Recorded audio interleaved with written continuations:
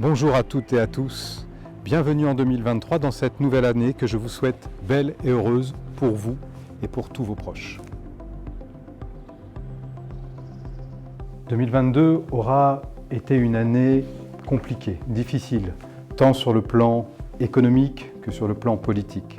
Rarement, les fractures au sein de la société française se sont autant exprimées, notamment dans les urnes, tant par l'abstention et son volume que par la nature des votes que nous avons eus.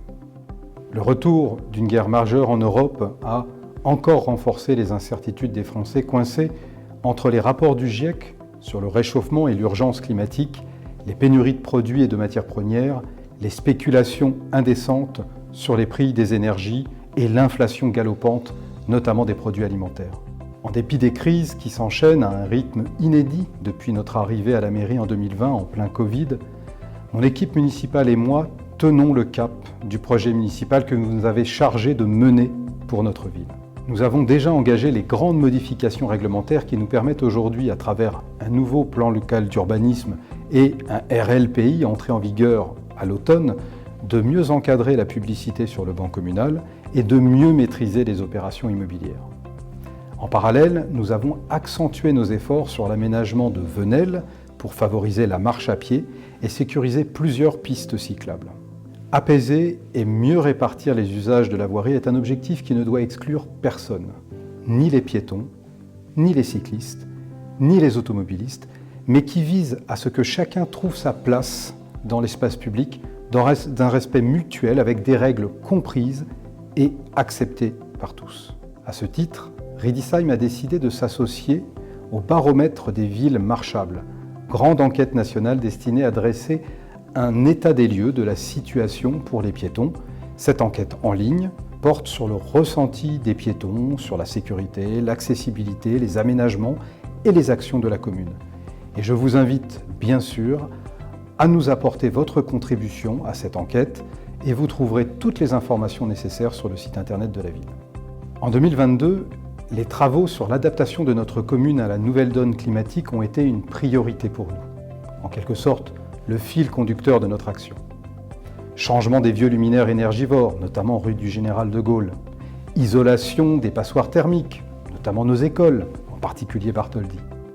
Inauguration d'une première centrale photovoltaïque. Travaux sur les espaces de respiration.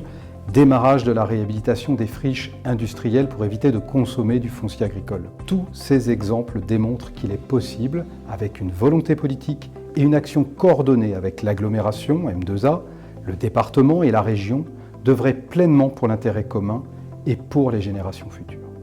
Bien sûr, les autres aspects de la vie municipale ne furent pas en reste. En 2022, nous avons maintenu notre soutien aux associations. Nous avons renoué avec les animations, les journées d'automne et des associations, Musicoline, le Maybaum, le marché de la Saint-Nicolas, tous ces événements qui tissent solidement les liens au sein de notre communauté. Nous avons déjà bien avancé et nous poursuivrons en 2023 nos réflexions partagées autour de la modernisation de nos équipements sportifs, tennis, COSEC, équipements vieillissants et très énergivores. Nous avons également, et nous pouvons nous en réjouir, obtenu de très bons résultats sur les questions de la tranquillité publique grâce à une politique fructueuse de collaboration volontariste entre les services de la police nationale, les pompiers, les brigades vertes, les conciliateurs de justice et bien sûr la police municipale.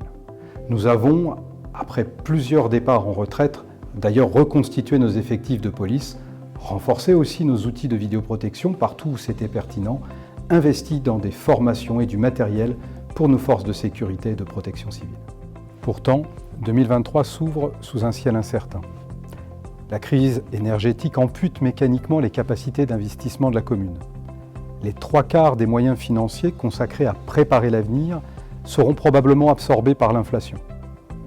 Cette situation qui touche les finances municipales, qui sont déjà très fragilisées par 10 années consécutives de baisse des contributions de l'État, nous obligera à prioriser encore davantage et probablement à décaler certains investissements pourtant nécessaires, au risque d'ailleurs de freiner la dynamique économique par une baisse significative de la commande publique. Dans ce climat d'inquiétude légitime, la tentation est grande pour chacun de se replier sur son cercle proche, sa famille, ses amis, son foyer, ce qu'on appelle les liens forts. et de se désinvestir d'engagements plus occasionnels dans la société que l'on nomme en sociologie les liens faibles. Or, nous savons que les liens dits faibles sont essentiels au dynamisme d'une communauté. Car c'est à travers ces liens sociaux que les individus multiplient les opportunités de créer et d'entreprendre dans leur vie. La force des liens faibles, c'est aussi faire le choix de prendre soin des autres. Processus essentiel de solidarité dans une période où certaines personnes pourront être plus exposées que d'autres aux conséquences de cette crise majeure que nous traversons. C'est bien dans notre capacité collective à développer et à maintenir actifs ces liens faibles que se jouera la résistance de notre société face à la crise. Pour toutes ces raisons, nous avons choisi à Riedisheim de mettre 2023 sous le signe de l'attention aux autres et de la solidarité. Être avec vous, en ayant soin de n'oublier personne. Au nom de mon équipe, de tous les agents de la municipalité, je vous souhaite une belle et heureuse année 2023.